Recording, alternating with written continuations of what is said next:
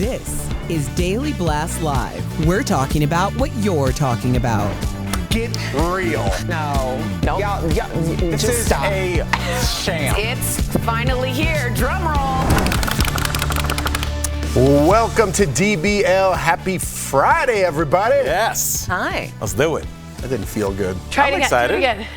Is everyone going to be more Yeah, ready? Do it again. energetic? Yeah. I'm ready. Okay, let's try it again. Okay. Welcome to DBL. Happy Friday, everybody. Why are we like that all the time? We need Because another it'd be weird if we were like that all the No. time. Yeah. Every On commercial Friday? break? Oh, Yeah. Friday, okay. That was pretty good. Yeah, it was pretty great. good. That felt really good. All right. I said we just closed the show. Run a rerun. All right. Welcome to DBL. Sean Diddy Combs, this is some serious stuff Yeah. that we're about to talk about, has been accused of rape and years of abuse by his ex-girlfriend, Cassie. Okay, so she filed a civil lawsuit in New York's federal court claiming Diddy abused and raped her during their relationship after they met in 2005.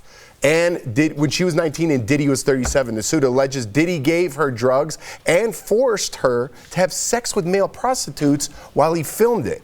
Near the end of their relationship in 2018, the suit says Diddy forced his way into her home and then again raped her. The suit also claims Diddy was so angry about Cassie dating rapper Kid Cudi, he said he would blow up his car. And guess what? Kid Cudi confirms his car later exploded in his driveway.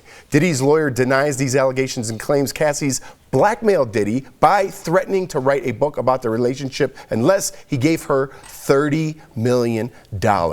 So Erica, you actually jumped in a little bit early. You had off today, but you are so passionate about this story. Please fill us in because this is kind of the first I'm really hearing about all this, but you said it's been going on for a while. Right. So Allegedly. people Allegedly, yes. Allegedly been going on for a while. So yeah, there have been people who have been stating a lot of these things. So this 35-page document really almost reads like a diary of sorts. Clearly, the way that this was filed was based on her recollection, but also it was based on things that they are saying that they have evidence of. Now, there's a lot of other accusations that are out there that may not be able to be substantiated. I've never seen, not that I read a ton of lawsuits, but I've never seen a lawsuit with a trigger warning. Yeah, I saw that. I saw that. This is something, and I feel like more people are going to come out. This is something that also is being linked to his former girlfriend, Kim Porter, who passed away on November 15th of 2018. So this suit was dropped on November 15th of this year. There was apparently writings and stuff that she was doing that people haven't seen yet. So I feel like at this point, What people kind are of ready to writings? talk. Like she was writing a book. Oh, about Diddy Yes, as well? yeah. So I think that people are ready to talk. What I'm going to say about it is, back in 2005, when Cassie was first coming out, that was when me and you, I had an opportunity to interview her. I remember her in that day very clearly. There were some other things that happened that jogged my memory, but she was a very much a 19-year-old child. And I remember learning that night that there was a relationship between her and Diddy, which is legal, but I thought it was very strange from that point. And when you read this document, it really reads down to and this is a common thing that happens, and it's not just with celebrities, but the systematic breakdown of a human being. Taking the energy and power away from a human being, isolating them, having constant surveillance, and then to the outward world, you're looking at someone who has it all. People hated on this girl, and she was a very young woman at that time because she seemingly had all of the jewels and the bags and all of the things that everybody wanted. But the price that she's stating in this document that she paid for that isn't worth your soul. You also have to realize the person, her lawyer, do you know who her lawyer is? Yeah, I looked him up and I said, I definitely mean, he's an enormously credible lawyer, enormously credible. So wouldn't go for this unless there has to have been. My whole take on this, and I will let you finish, is this came through the New York special abuse claims that said after a statute of limitations for rape and sexual abuse, we're giving you 1 year of a window in which anyone can bring forward things. And a lot of people did. And this window is closing in 1 week. And this, Cassie brought this up with 1 week despair and said, this is my time to bring it up. No lawyer within their right mind, let alone a reputable lawyer like that, comes to a $1 billion man, mogul, and empire without decent proof of something. Something had to be substantiated for that lawyer to even take the case. There is multitude amounts of alleged videotape. There's multitude amounts of photographs. Her mother did a police report. There's a black eye, apparently. All of this leads to crossing state lines. This all becomes much bigger than someone doing a fake, in my opinion, rape case. Now, again, I know nothing. Just to me, all of this reads they have backup. I don't think it's fake. Could I just throw in one thing? Wouldn't it be more enticing if you were a lawyer to sue a billionaire as opposed to? Well, but here's the thing, and I just want to clarify. No, because I do understand that, and not a lot, but people are talking about it being a quote money grab, right? And they're saying that she tried to extort him for $30 million, right? But in the document, it actually states that he offered her an $8 million settlement. She wouldn't take it because of the NDA. Mm-hmm. So that to me speaks of someone who wants their story to be told rather than a money grab. And I think that it's important that it is told. Interesting. I'll obviously hold back comment about this case until we see the evidence. Sure. I want to give everybody involved in this their decent shake in life because such an accusation like this, especially the way it's impacted my life and the people in my immediate family, I see this as no worse than murder. But what I will say about all this is I want us all, when we look at these relationships, to understand that there's so many different avenues and perspectives. As it pertains to this young woman, you said when you interviewed her, and this is what stuck out to me, she was 19, he was 37, that seems strange to you.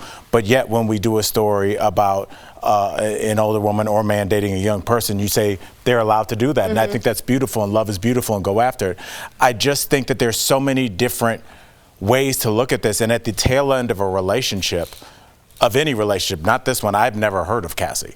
At the tail of any relationship, your hindsight as to what happened may be different than the other person's. Now, when we start talking about sex trafficking and male prostitutes, that's something that people do. I'm not saying in this case, but the coercion, very possible. I want to see how that plays out in court. Videotapes, I want to see what that looks like, or I don't. Right. But I always think about these stories and I go, what if somebody was accusing Erica's brother or Jeff of these things? If it was true, I want them under the jail and key thrown away. But up until then, I would like them to get their day in court and have their say as well. And fair. I think when we're talking about discrepancy in age, there's a few different ways and factors that determine whether someone's like, go off, do your thing. I think there's a huge difference between someone at 19 and someone at 29. I completely agree. Having a 20-year around age gap. Your frontal lobe isn't even finished developing until you're 24. Yeah, I think that that's very, very different. I also think that when we're having these conversations and you say if someone accuses, I think it's very different to be accused of something in a singular situation and there being a lot of smoke. I'm just saying that there's been a lot of smoke that I did not anticipate going on to social media and the sentiment being so it's about time. Like, I didn't anticipate there being so many people who were like, I've been trying to tell you, we've known about this for almost years. Almost like an R. Kelly situation? It's shocking. Wow. It's shocking. Not the allegations, but the idea that public sentiment is feeling like, well, this is happening now. Yeah. And I don't want to see anybody go down. Like, I don't, unless you actually did something. Right. And I feel like now is a very important time. Like yesterday, we had a conversation with the domestic abuse survivor. It's really important because I think that for young women, they look at things like social media and they see Cassies of the world and they strive to have that. And I think it's really important that we dismantle the facade and show what things truly are, that people aren't protected in the ways that they were protected before, and we're honest about how the world works for our young women and young men. And I think this is going to be a part of that reckoning. Well said. Great conversation. We'll be right back.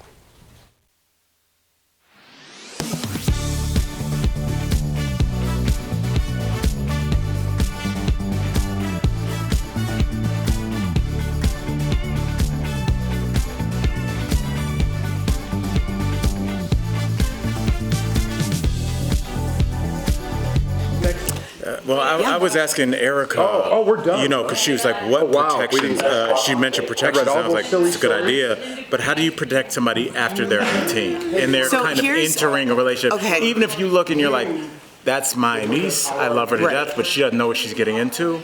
How could you do that? I think one of the things, because I've been around situations like this before, and I think one of the things that first of all, you need to know what the red flags are.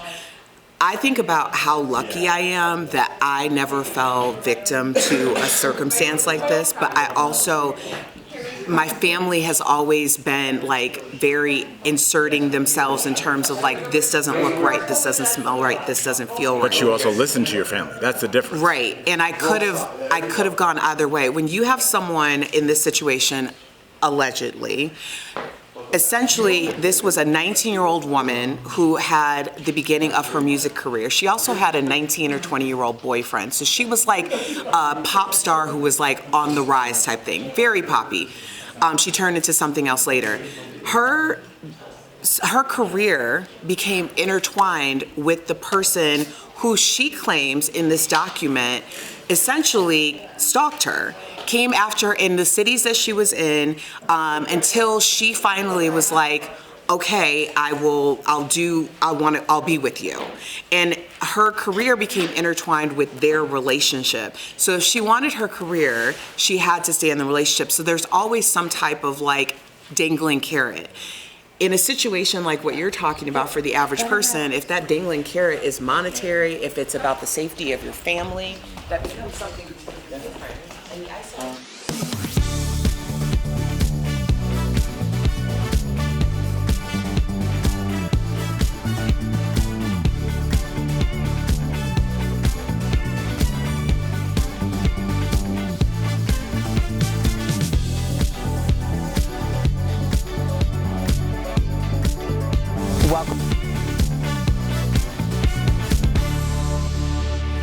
Welcome back. Lil' Kim's upcoming memoir has Foxy Brown throwing shade, and a Grammy-nominated gospel star sparks debate. And which rapper is making a major comeback in this week's What Erica's Watching? Well, Lil' Kim is the latest celebrity to announce a tell-all book. And one thing we can count on is learning more about her beefs with other female rappers, including Foxy Brown, who resurfaced just to throw a little shade. Foxy responded to Kim's post where she claims pre-sales for her memoir will compete with the Bible. When we post our pre-sales, we be surpassing the Bible, and that's crazy. Well, Foxy responded with one word in all caps, Bible, along with several laugh cry emojis. The shade. The shade. Well, with Britney's memoir flying off the shelves and Jada Pinkett Smith is still making headlines, I'm sure Kim's stories will make for a good read. Okay. Next, gospel star Bobby Storm was almost kicked off a Delta flight for singing some of the music that landed her 2 Grammy nominations. Well, a flight attendant quickly shut her down and her celebratory singing in the aisle after she received the news, sparking a new debate online.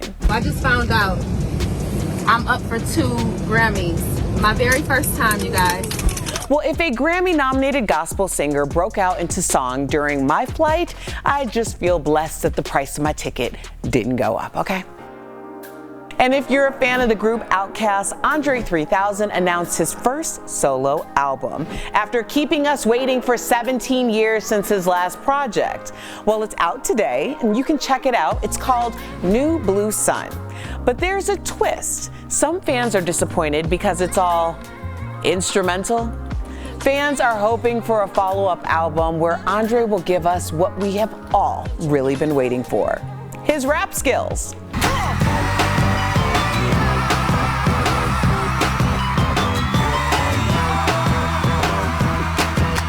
Share with me anything that catches your eye by using the hashtag DBLEricaWatch. We'll be right back.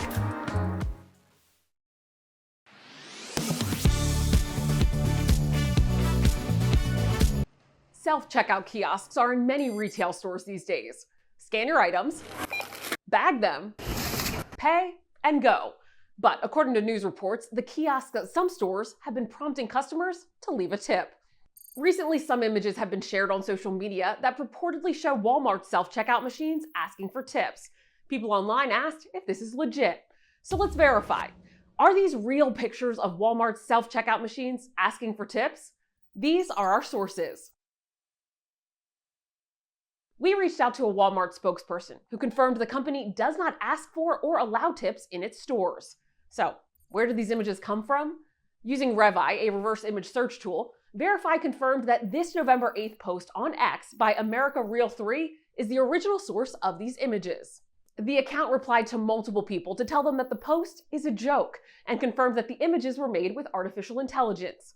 There are several details in both images that show signs of AI generation. Most of the words in both of the images are deformed or gibberish, which, according to the Mozilla Foundation, is a telltale sign that an image was created using AI. Here, Walmart's name isn't spelled correctly, and in this image, the background is made up of misshapen objects. So we can verify, no, these are not real pictures of Walmart self-checkout machines asking for tips. They're AI-generated images. With your Verify, I'm Ariande Till.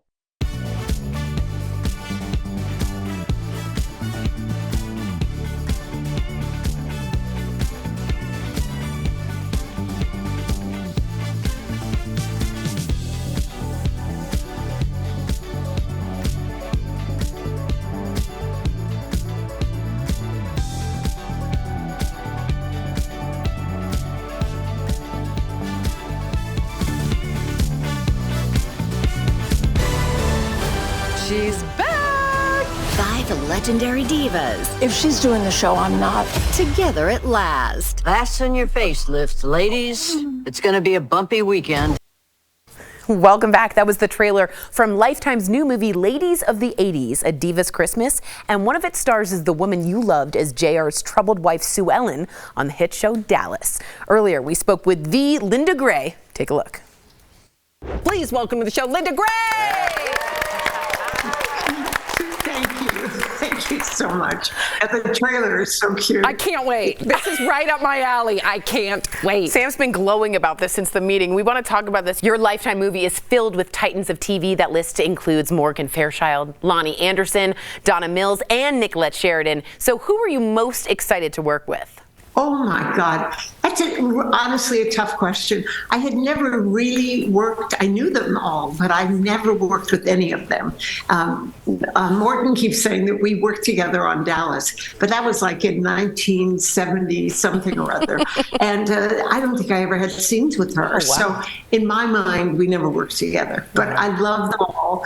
We had such a good time. We laughed, we giggled, we reminisced, and, you know, just supported each other. That's lovely.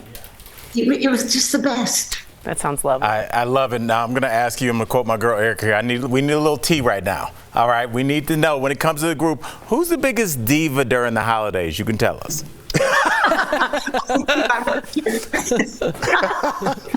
It's the holidays. Come on, we're not going to rat on each other. Nobody does that. That's right. No, it was I swear to you, we laughed more than anything. You know, we would, like, the first day was tough. First day was tough for me because I had a lot of dialogue. I hadn't done dialogue and memorized dialogue in a long time, and I messed up. And everybody was supportive, and, you know, it wasn't like, oh my God, she's messed up her lines. They were just like there for me. It's like, okay, do it again, and we did it again. We had a great woman director whom I loved. We all loved her. And Lifetime was so supportive to all of us. And it was kind of like the book club, you know, with all those great women. So that was kind of a wonderful experience, because older women, I'm one of them, we don't get those opportunities to work, and that's our passion. And we got a ton of wisdom coming at you. Yeah. So I think women can really, really relate to us, and they will. They'll laugh and giggle and relate on many levels with this wonderful movie. Well, this woman is super excited about this movie. We have to talk about Dallas, okay? I feel like the spirit of my big mama is surrounding me right now because we never, ever missed an episode together. So it had one of the greatest cliffhangers in television history. Were people constantly asking you who shot JR? And what was your first response when you read that storyline? Wow. Unbelievable. No, because I know the backstory about what happened. All the writers were in a room, and they had to end the season. And they honestly said they didn't know what to do. So one of the writers said, "Why don't we just shoot the bastard?" I said, "Yeah, I did." Yeah, so cute. That's what they said. And that's what happened. They shot him with no idea about how it would snowball into this huge phenomenon. Yep. So that's what happened. The writers really didn't know what to do. Wow. That's amazing. That's how a lot of meetings end here with, what should we do about Jeff? Yeah. Just shoot that bastard. Those are the wonderful surprises that really turn out to be a blessing. So that's what happened. Well, speaking of wonderful surprises, I love little tidbits. So some people may not know this, but it's actually your leg on the poster for The Graduate. What was that photo shoot like, and why do you think it's remembered as one of the best movie posters of all time? Well, you know, later on, that was done in, I think, the 60s. And then I went on to London and did the entire play in the West End. Wow. So they got the whole body that time. They didn't get just a leg, they got the whole thing. Incredible. So, Linda, thank you so much for joining us today. DBL Nation, come back. You can watch Linda and Ladies of the 80s, A Diva's Christmas on December 2nd on Lifetime. Congratulations, Linda, and to the rest of your cast. We can't wait to watch. We'll be right back. Congratulations. Cheers. it's nice to meet you all. Good to see you.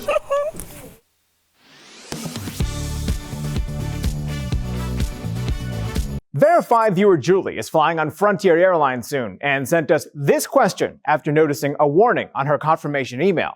I'd like to know if an airline can charge you $25 for asking for assistance. So Julie, let's verify. Can airlines charge a fee to help you at the airport?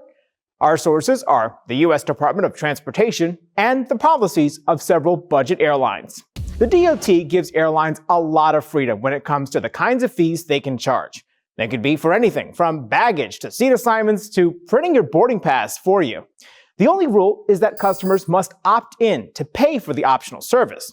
In Julie's case, Frontier sells no-frills tickets. Then you pay fees to add on different services like the airport agent assistance fee. For $25, an agent will help you check in, print your boarding pass, and place a tag on your luggage. Frontier says passengers can avoid this fee by checking in online, using a digital boarding pass, and using a kiosk to tag their own bag. The fee doesn't apply to passengers with a disability, active duty service members, and people who are checking special items. So, yes, airlines can charge a fee to help you at the airport. Other budget airlines like Spirit, Allegiant, and Breeze have similar fees for assistance at the airport. With your Verify, I'm Brandon Lewis.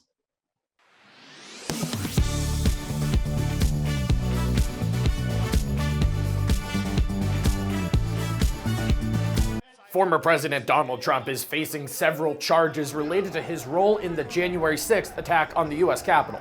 As a result, some people have pointed to a section of the 14th Amendment that says government officers who engage in insurrection are disqualified from holding office.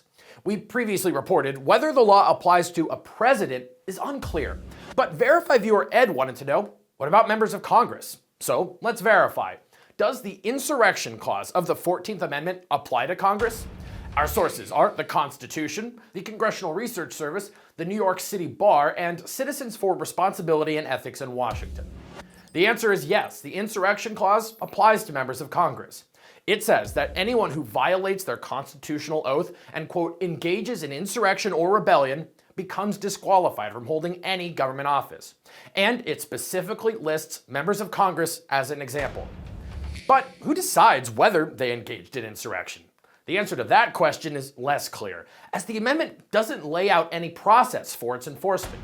In theory, someone could be disqualified as part of a criminal sentencing, as the result of a civil action, as part of an administrative action by a state board of elections, or by an act of Congress. Any one of those actions would likely face legal challenges, potentially all the way up to the Supreme Court. That's in part because the insurrection clause has been used so infrequently, there's little precedent for enforcing it.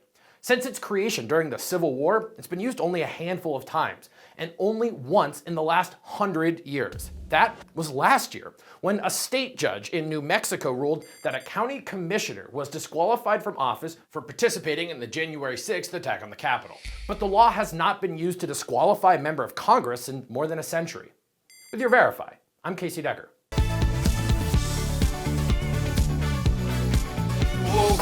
This November, Sandals is giving thanks with an all-inclusive vacation giveaway to Sandals Resorts. Watch DBL every day for a word of the day. Then enter at dailyblastlive.com/sandals for your chance to win a 4-day, 3-night escape for 2 to any Sandals resort of your choice. The winner will be announced on DBL November 22nd. Today's Sandals word of the day is coral. Bitter. Welcome back. The holidays are full of joy, right, Tori? Yeah.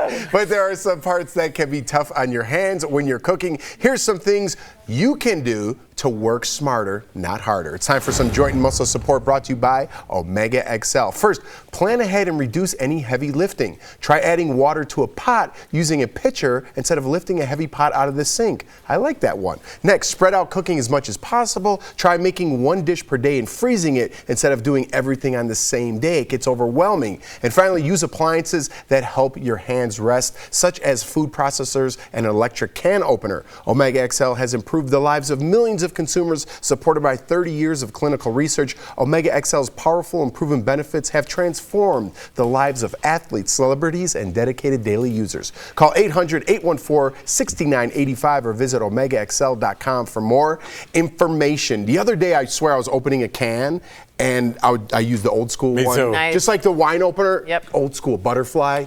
Some things are the best, right? We have all these gadgets.